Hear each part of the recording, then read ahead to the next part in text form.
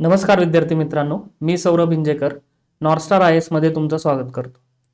MPSCच्या बदललेल्या नव्या डिस्क्रिप्टिव्ह पॅटर्नमध्ये डायग्रामचा कसा प्रभावीपणे वापर करता येईल आन्सर लिहिताना हे आपण आज डिस्कस करणार आहे. बघा, ज्यांनी UPSCची मुख्य परीक्षा लिहिलेली आहे अशा विद्यार्थ्यांना हा अनुभव आहे की मुख्य परीक्षेमध्ये आन्सर लिहिताना त्यांना कोणत्या अडचणी समोर येतात. ठीक आहे, आणि त्याच अडचणी सॉल्व्ह करण्यासाठी आपण MPSC मध्ये आन्सर लिहिताना डायग्राम कशा वापरता येतील हे बघणार आहे. बघा, डायग्रामचा दोन ठिकाणी आपण वापर करू शकतो किंवा डायग्राम आपल्याला आन्सर लिहिताना एक संजीवनीप्रमाणे काम करू शकते. ठीक आहे का? त्याची दोन कारण आहेत. बघा, फर्स्ट रिझन आपण बघू शकतो की सर्वात महत्त्वाचं, ज्यावेळी आपल्याला मुख्य परीक्षेचा पेपर लिहिताना एखादा क्वेश्चनचं आन्सर माहीत नसतं किंवा त्यावर काय लिहावं हे सुचत नाही, अशा वेळी आपल्याला डायग्राम खूप महत्त्वाच्या ठरू शकतात. म्हणजे या ठिकाणी आपण काय करू शकतो की डायग्राम ड्रॉ करू शकतो आणि त्याच्या रिलेटेड काही इन्फॉर्मेशन त्या ठिकाणी लिहू शकतो. ठीक आहे, आणि सेकंड मार्ग काय आहे किंवा सेकंड त्याचा प्रभावी वापर कुठे होऊ शकतो, ज्यावेळी आपल्याला पेपर कंप्लीट करताना वेळ पुरत नाही. बघा, टाइम मॅनेजमेंटचा खूप इश्यू त्या ठिकाणी जाणवतो मुख्य परीक्षेमध्ये. सो अशा वेळी काय होतं बघा, शेवटचे काही 4-5 क्वेश्चनला आपल्याला बऱ्याच वेळा 3 to 4 मिनिट्स राहिलेले असतात इच क्वेश्चन. सो या 3 ते 4 मिनिटांमध्ये तो क्वेश्चन आपल्याला कंप्लीट करायचा असतो. ठीक आहे, मग अशा वेळी आपण जो स्पेस आहे आपल्याला दिलेला आन्सर लिहायला, सो त्या स्पेसमध्ये डायग्रामचा प्रभावीपणे वापर करू शकतो आणि त्याच वेळी 3 ते 4 मिनिटांमध्ये ती डायग्राम ड्रॉ करून, ठीक आहे, त्याच्यावर काही रिलेटेड इन्फॉर्मेशन त्या आन्सरमध्ये लिहू शकतो. सो हा एक इनोव्हेटिव्ह मार्ग आहे आपला पेपर कंप्लीट करण्यासाठी. ठीक आहे, सो मग टॉपरची तुम्ही ज्यावेळेस आन्सर बघता UPSCच्या, तो या टॉपर्सनी या डायग्रामचा खूप इफेक्टिव्हली वापर केलेला आहे. सो याचा फायदा कसा होतो, एकतर प्रत्येक आन्सरमध्ये तुम्हाला अर्धा ते 1 मार्क्स एक्स्ट्रा मिळतो डायग्राममुळे, आणि दुसरं म्हणजे तो तुमचा पेपर जो आहे तो विदिन टाइम लिमिट कंप्लीट होतो. ठीक आहे, सो आपल्याला MPSC मध्ये डिस्क्रिप्टिव्ह पॅटर्नमध्ये याचा खूप इफेक्टिव्हली वापर करून घ्यायचा आहे आणि त्यासाठीच आम्ही टीम नॉर्थस्टारनी तुमच्यासाठी डायग्राम ज्या आहेत रेडीमेड कशा वापरता येतील आन्सरमध्ये, ठीक आहे, त्याचं कंपायलेशन केलेलं आहे. आणि त्याचवेळी UPSCच्या मुख्य परीक्षामध्ये टॉपर्सनी ज्या डायग्राम ड्रॉ केलेल्या आहेत त्या सुद्धा आपण या ठिकाणी इन्क्लूड केलेल्या आहेत. सो तुम्हाला या गोष्टी, ठीक आहे, रेडीमेड आणि हँडी मिळत आहे. फक्त आपल्याला त्याचा प्रभावी वापर कसा करता येईल हे बघायचे आणि तेच आपण आज डिस्कस करणार आहे. ठीक आहे, सो बघा, या ठिकाणी पहिली जी डायग्राम आहे, ठीक आहे, सिंधू संस्कृती आणि महत्वाची स्थळे. बघा, सिंधू संस्कृती किंवा ज्याला आपण हडप्पन सिव्हिलायझेशन, इंडस व्हॅली सिव्हिलायझेशन म्हणतो, यावर दरवर्षी GS1 मध्ये एक तरी क्वेश्चन असतोच. बघा, ठीक आहे, मग त्याला कसं आपण इफेक्टिव्हली डील करू शकतो. या ठिकाणी बघा, तुम्हाला सिंधू संस्कृतीचा मॅप दिलेला आहे. मग त्या मॅपमध्ये सिंधू संस्कृतीची महत्वाची जी ठिकाणे होती, स्थळे होती, ते आपण या ठिकाणी दाखवलेले आहेत. ठीक, सो जर तुम्हाला सिंधू संस्कृतीवर क्वेश्चन आला, ठीक आहे, की तिथल्या ज्योग्राफिकल एक्सपान्शनवर, इकॉनॉमीवर, ट्रेडवर, तो आपण या ठिकाणी हा मॅप ड्रॉ करू शकतो आन्सर लिहिताना. मग त्या ठिकाणी आपण काही प्लेसेस दाखवले आणि त्याची माहिती सुद्धा त्या ठिकाणी दिलेली आहे. जसं हडप्पा खूप महत्वाचं स्थळ आहे. ठीक आहे, सिंधू संस्कृतीमध्ये जे पहिलं उत्खनन केलं गेलं ते म्हणजे हडप्पाच, आणि त्यामुळेच त्याला हडप्पन सिव्हिलायझेशन सुद्धा म्हटलं जाते. तर बघा, हडप्पा ही हडप्पन संस्कृतीची प्रादेशिक राजधानी होती. ठीक आहे, दुसरी राजधानी म्हणजे मोहेंजोदाडो होते. ठीक आहे, देन रावी नदीकाठी बघा हडप्पा, आणि लाल वालुकाश्मातील पुरुषाचे धड त्या ठिकाणी सापडलेले आहे, मेल टॉर्सो या ठिकाणी त्याला म्हटलं जातं. देन 2 रांगेमध्ये 6 धान्य कोठारे आपल्याला त्या ठिकाणी दिसून येतात. ठीक आहे, सो धान्याची कोठारे म्हणजे ही जी इन्फॉर्मेशन आहे ती सुद्धा आपल्याला आन्सर मध्ये इफेक्टिव्हली वापरता येईल. ठीक आहे, जी आपण प्लेस वाईज ही इन्फॉर्मेशन बघतोय. ठीक आहे, देन मोहेंजोदाडो सेकंड इम्पॉर्टंट जे ठिकाण आहे, सिंधू नदीकाठी आहे. त्या ठिकाणी बघा, दाढी असलेल्या पुरोहित राजाचे शिल्प आहे. ठीक आहे, ज्याला बियर्ड मॅन सुद्धा म्हटलं जातं. सो हा दाढी असलेला पुरोहित राजा जो आहे हे काय दाखवतो, त्यांच्या ज्या रिलिजियस सेंटिमेंट्स होत्या, धार्मिक संकल्पना होत्या, प्लस त्यांची जी समाज व्यवस्था होती, हे सुद्धा यातून आपल्याला समजू शकते. देन नर्तकीची कांस्य मूर्ती व पशुपती मुद्रा या ठिकाणी सापडलेली. मोहेंजोदडोमध्ये. सो डान्सिंग गर्ल ज्याला आपण म्हणतो, ठीक आहे, डान्सिंग गर्ल ब्रॉन्झ मध्ये असलेला हा स्टॅच्यू आहे आणि त्या ठिकाणी पशुपती सील सुद्धा सापडलेले, पशुपती मुद्रा. आता हे काय दाखवतं, आर्ट अँड आर्किटेक्चर, ठीक आहे, जी कला संस्कृती होती हडप्पा संस्कृतीमध्ये, हे आपल्याला या ठिकाणी दिसून येतं. आणि ही इन्फॉर्मेशन, ही माहिती आपण आन्सर मध्ये यूज करू शकतो, ठीक आहे. प्लस त्यांच्या धार्मिक संकल्पना सुद्धा यातून आपल्याला दिसून येतात पशुपती सील मध्ये, ठीक आहे. पशुपती ज्याला प्रोटो शिवा म्हटलेला आहे, शिवाचं आधीचं रूप. आणि मग त्यांच्या धार्मिक संकल्पना काय होत्या, ते कुणाची पूजा करत होते, हे आपल्याला यातून समजू शकतं. देन सुतका गेंदोर, ठीक आहे. हडप्पाचं सर्वात वेस्टर्न मोस्ट जे प्लेस आहे ते सुतका गेंदोर आहे, ठीक आहे. त्या ठिकाणी ते पोर्ट आहे आणि त्या पोर्टचा सुद्धा ते प्रभावीरित्या परकीय व्यापारामध्ये वापर करत होते, ठीक आहे. देन चन्नुदार, चन्नुदारो ही हडप्पा संस्कृतीतील बीड मेकिंग इंडस्ट्री होती बघा. या ठिकाणी मणी बनवण्याचा कारखाना होता, मणी. ओके, सो चन्नुदारो हे महत्वाचं प्लेस आहे. देन डोलाविरा, आपली जर एनसीआरटी तुम्ही रीड केली तर एनसीआरटी मध्ये जे वॉटर मॅनेजमेंट सिस्टीम आहे ती डोलाविरा या ठिकाणी सापडलेली आहे. ओके, सो त्याची माहिती आपण या ठिकाणी दिलेली आहे बघा. डोलाविरा याची माहिती, त्या ठिकाणी मोठे जलाशय सापडलेले आहे, प्लस प्रगत जल व्यवस्थापन यंत्रणा त्या ठिकाणी दिसून येते, ठीक आहे. सो आज आपण जे वाळवंटीकरण बघतोय, ठीक आहे, ज्या ठिकाणी पाण्याचं टंचाई दिसून येते, सो अशा वेळी त्या काळी सुद्धा डोलाविरा या ठिकाणी पाणी टंचाई होती. मग त्याचं मॅनेजमेंट, त्याचं व्यवस्थापन हडप्पन संस्कृतीतील लोकांनी कशा पद्धतीने केलं, हे आपल्याला या ठिकाणी दिसून येतं. आणि अशा प्रकारचे क्वेश्चन युपीएससीने विचारलेले सुद्धा आहेत, ठीक आहे. देन लोथल, पुढचं महत्वाचं प्लेस. या ठिकाणी बघा सिंधू संस्कृतीचे मँचेस्टर या ठिकाणी म्हटलं जातं लोथलला.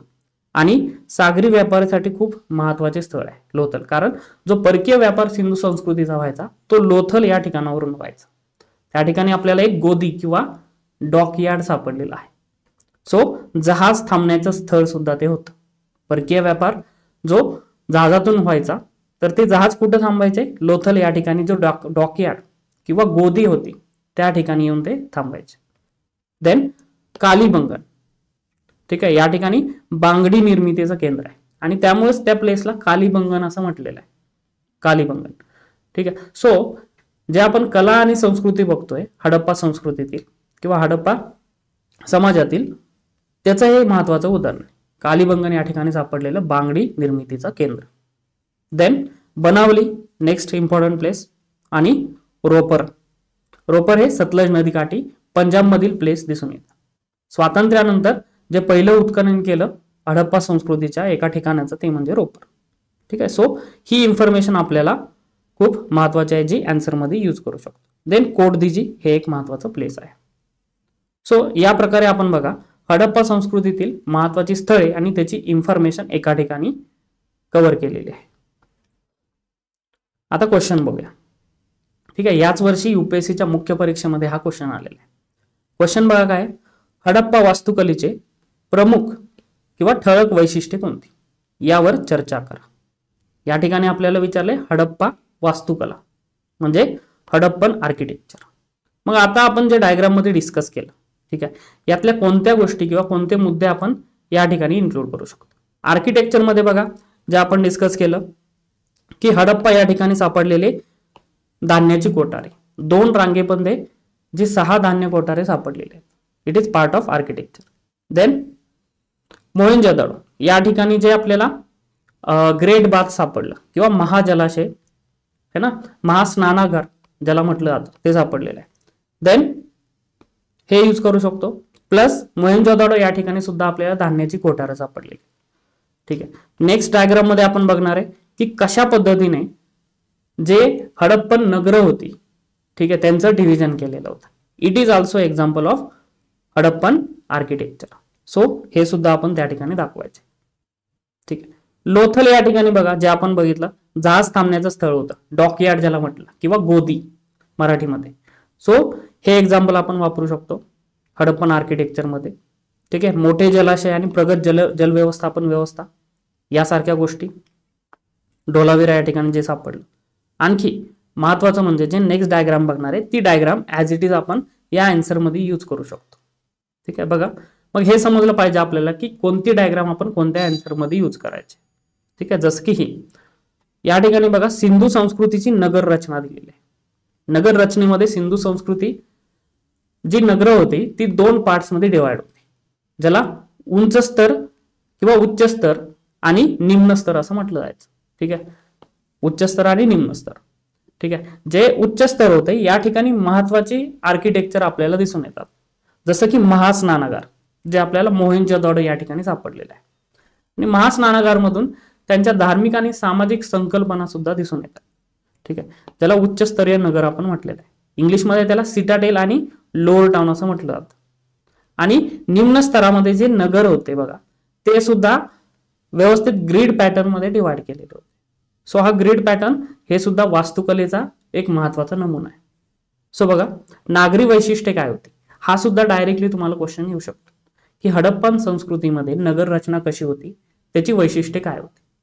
बघा ग्रीड पॅटर्न नगरे दिसून येतात, म्हणजे जी काय लोअर टाउन मधील किंवा निम्न नगरातील जी समाज रचना होती ती ग्रीड पॅटर्न मध्ये विभागलेली होती.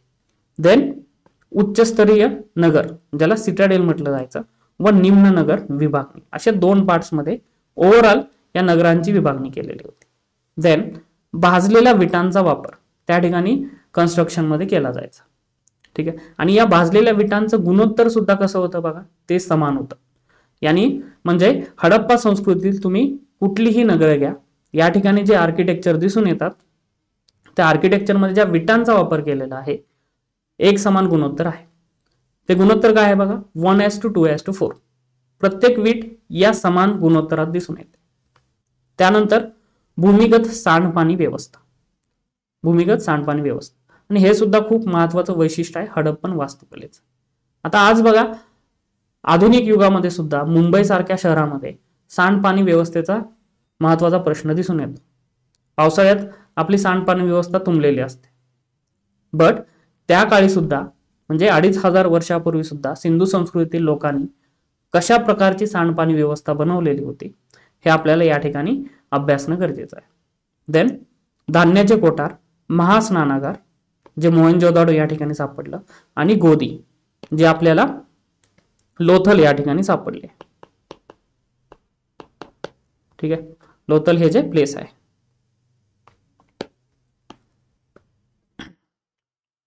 ओके,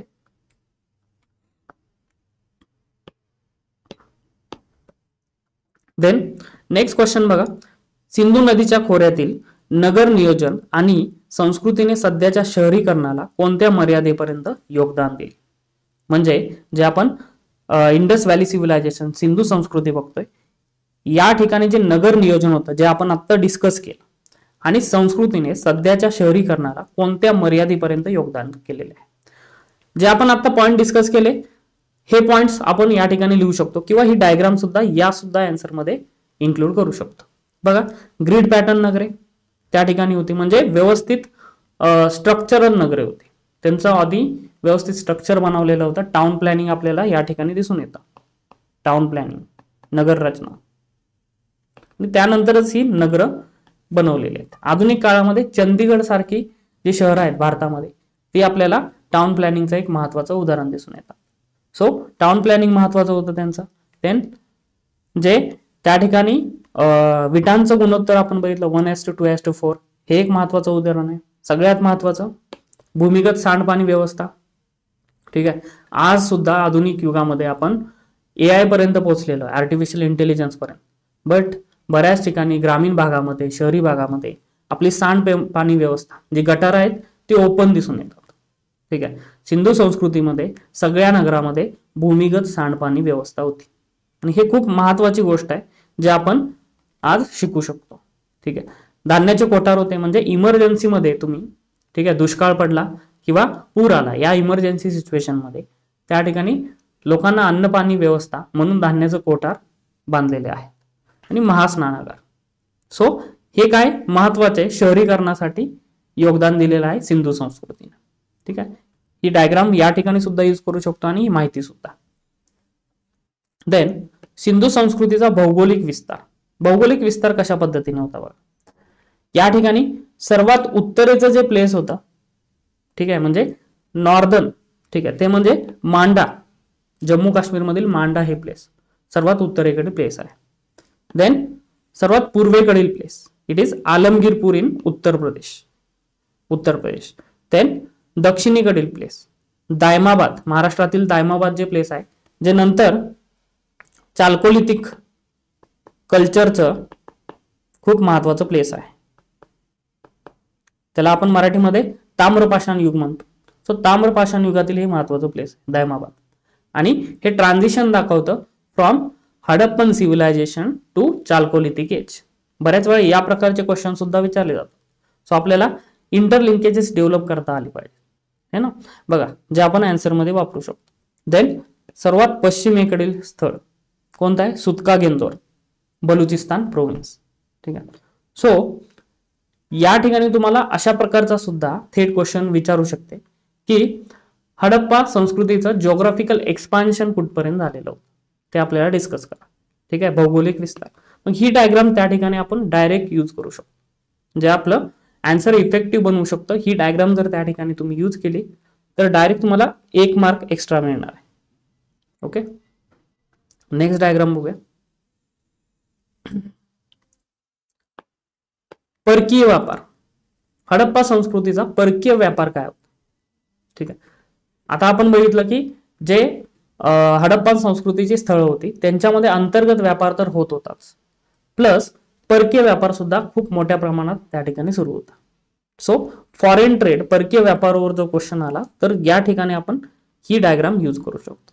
बघा, शोर्तुगाय अफगाणिस्तान मधील एक स्थळ आहे. या ठिकाणी सिंधू संस्कृती बाहेर असणारी एक हडप्पन व्यापारी वसाहत होती. ठीक, म्हणजे थेट त्या ठिकाणी शोर्तुगाय, आपण जे आज इंडिया अफगाणिस्तानचे रिलेशन अभ्यासतो, ऍक्च्युली हे रिलेशन थेट सिंधू संस्कृतीपासून सुरू होत आहेत. बघा, त्याचा पुरावा हा आहे. शोर्तुगाय या ठिकाणी हडप्पन व्यापारी वसाहत सापडलेली, त्याचे पुरावे. आता ही व्यापारी वसाहत का वसावली होती? बघा, कारण या ठिकाणाहून जे महत्वाचं सेमी प्रिशियस स्टोन आपण इम्पोर्ट करत होतो. ठीक आहे, तो कोणता? ज्याला म्हटलं जातं लॅपिस लाजुली, किंवा मराठीमध्ये त्याला म्हटलं जातं नीलमणी. सो या ठिकाणाहून आपण इम्पोर्ट करतो, त्यामुळे त्या ठिकाणी हडप्पन व्यापारी वसाहत दिसून येते. देन बालाकोट, बलुचिस्तान मधील बालाकोट हे जे प्लेस आहे हे सुद्धा हडप्पन व्यापारातील महत्वाचे स्थळ आहे. हे का बरं महत्वाचे व्यापाराचे स्थळ आहे? बघा, म्हणजे याच्यावर आपल्याला विचार करता आला पाहिजे. जे हडप्पन परकीय व्यापारामध्ये लँड रूटने जो व्यापार होत होता किंवा जमीन मार्गाने जो व्यापार होत होता, तर या ठिकाणी जमीन मार्गाने मध्य आशिया किंवा अफगाणिस्तानमध्ये जो व्यापार चालायचा, त्या व्यापारामध्ये हे महत्वाचं स्थळ होतं, त्या व्यापार मार्गावरील बालाकोट. आणि त्यामुळेच हे सुद्धा व्यापारातील एक महत्वाचं स्थळ बनलेलं आहे. देन सुतका गेंदोर, आपण बघितलं हे वेस्टर्न मोस्ट प्लेस आहे हडप्पा संस्कृतीमधील आणि महत्वाचे व्यापारी केंद्र सुद्धा आहे हडप्पा संस्कृतीचे. का? कारण हे एक पोर्ट आहे आणि या ठिकाणाहून सुद्धा परकीय व्यापार चालत होता. अँड देन सुतकाको हा हे सुद्धा बलुचिस्तान मधील एक महत्वाचे प्लेस आहे, महत्वाचे हडप्पन व्यापारी केंद्र आहे. आणि सर्वात महत्वाचे जे आहे ते म्हणजे लोथल, गुजरात मधील हे महत्वाचं प्लेस, ज्या ठिकाणी समुद्र मार्गे व्यापार चालत होता आणि जहाज थांबण्याचं हे ठिकाण होतं, जे आपण बघितलं गोदी है ना, डॉकयार्ड या ठिकाणी दिसून आले, याचे पुरावे सापडलेले. डॉकयार्ड और गोदी. ओके, सो जर तुम्हाला हडप्पन संस्कृतीच्या परकीय व्यापारावर प्रश्न आला तर ही डायग्राम आपण या ठिकाणी यूज करू शकतो. ठीक आहे. देन नेक्स्ट बघूया, सिंधू संस्कृतीची आधुनिक प्रासंगिकता. आता ही सिंधू संस्कृती, ठीक आहे, आधुनिक काळामध्ये त्याचा वापर किंवा तिची प्रासंगिकता काय आहे? बघा, सर्वात महत्वाचं नगर रचना, आणि याच्यावर वरती क्वेश्चन आलेला आहे. ठीक आहे. सो आधुनिक शहरे आणि सार्वजनिक स्वच्छतेसाठी एक महत्वाचा आदर्श म्हणून ते आपल्याला मार्ग दाखवतात, सिंधू संस्कृतीतील नगरे. कारण सार्वजनिक स्वच्छता जे आपण तिथं सांडपाणी व्यवस्था बघितली, आणि आधुनिक शहरे जे त्या ठिकाणी आपण टाउन प्लॅनिंग किंवा नगर रचना बघितली.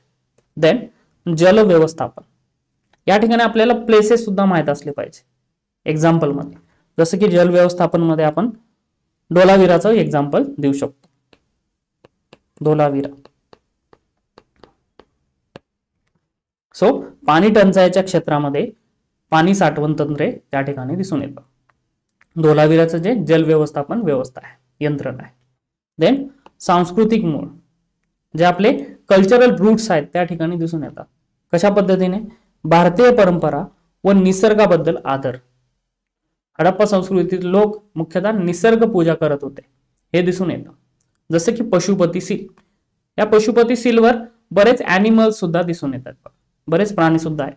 ठीक आहे, मग हे कशा पद्धतीने निसर्ग पूजा करत होते हे त्या ठिकाणी दिसून येतं. आणि आज सुद्धा बऱ्याच ट्रायबल कम्युनिटीमध्ये, आदिवासी समाज व्यवस्थेमध्ये निसर्ग पूजा ही फॉलो केली जाते. देन पर्यावरणीय बोध. ठीक आहे, पर्यावरणीय शाश्वततेच्या गरजेबद्दल एक महत्वाची शिकवण आहे. ठीक आहे, जसं की त्या ठिकाणी असलेले जे डिव्हिजन आहे नगरांचं. देन वॉटर मॅनेजमेंट व्यवस्था आहे. ठीक आहे, आणि सगळ्यात महत्वाचं हडप्पा संस्कृती ही जी लयास गेली किंवा डिक्लाइनला गेली, याचं महत्वाचं एक कारण सांगितलं जातं ते म्हणजे एन्व्हायरमेंटल डिग्रेडेशन. ठीक आहे, जे आपण कारण बघू पुढं for the decline of Harappan civilization. त्यामध्ये एक महत्वाचं कारण सांगितलं जातं की क्लायमेट चेंज, पर्यावरण बदल आणि एन्व्हायरमेंटल डिग्रेडेशन, पर्यावरणीय हानी. आणि ते एक महत्वाचं कारण बनतं हडप्पा संस्कृती लयास जाण्याचं. सो आजची जी संस्कृती आहे आपली, या ठिकाणी सुद्धा पर्यावरणाच्या खूप मोठ्या समस्या दिसून येत आहेत. ठीक आहे, पर्यावरण हानी होते, प्रदूषण होते. ठीक आहे, मग एक संस्कृती 2500 वर्षापूर्वी त्या ठिकाणी लयास गेलेले, त्याचं कारण हे होतं पर्यावरण आणि प्रदूषण. मग आज आपण त्यातून काय शिकू शकतो हे त्या ठिकाणी महत्वाचं ठरतं. आणि आर्थिक तत्व. ठीक आहे, प्रमाणित वजनांचा वापर केलेला आहे हडप्पा संस्कृतीतील लोकांनी. देन मापे, वजने व मापे, आणि व्यापार कशा पद्धतीने ते करत होते. जसं की त्या ठिकाणी सीलचा वापर करायचे एक्सचेंजसाठी, आणि बऱ्याच गोष्टी होत्या, जसं आपण पोर्ट्स बघितले. सो प्लस आपण बघितलं की शोरतुगाई या ठिकाणी त्यांनी व्यापार वसाहत सुद्धा वसवलेली होती. सो कशा पद्धतीने ते व्यापार करत होते. सो ही सिंधू संस्कृतीची आधुनिक प्रासंगिकता आहे. बघा, असा जो क्वेश्चन तुम्हाला विचारला गेला मुख्य परीक्षेमध्ये की सिंधू संस्कृतीची आधुनिक प्रासंगिकता काय आहे, तर तुम्हाला थेट तो लिहिता येत नाही किंवा व्यवस्थित ऍड्रेस करता येत नाही. अशा पद्धतीच्या जर डायग्राम्स तुमच्याकडे अवेलेबल असतील तर तो क्वेश्चन तुम्ही खूप चांगल्या पद्धतीने त्या ठिकाणी ऍड्रेस करू शकता. ठीक आहे, सो क्वेश्चन बघा 2015 साली विचारलेला आहे. भारतीय उपखंडातील प्राचीन संस्कृती इजिप्त, मेसोपोटेमिया आणि ग्रीसच्या संस्कृतीपेक्षा वेगळी होती, कारण तिची संस्कृती आणि परंपरा खंडित न होता आजतागायत जपली गेली आहे. यावर भाष्य करा. ठीक आहे, म्हणजेच जे इजिप्त, मेसोपोटेमिया किंवा ग्रीसची संस्कृती आपण बघतो ती खंडित आहे, आजपर्यंत ती कंटिन्यू दिसून येत नाही. त्या उलट जी आपली भारतीय उपखंडातील सिंधू संस्कृती आहे, ती परंपरा, ती संस्कृती आजही खंडित न होता आजतागायत ती जपली गेलेली आहे. मग हीच उदाहरणं आहेत त्याची सिंधू संस्कृतीची आधुनिक प्रासंगिकता आपण जे आता डिस्कस केलं. जसं की प्रमाणित वजने, मापे, व्यापार.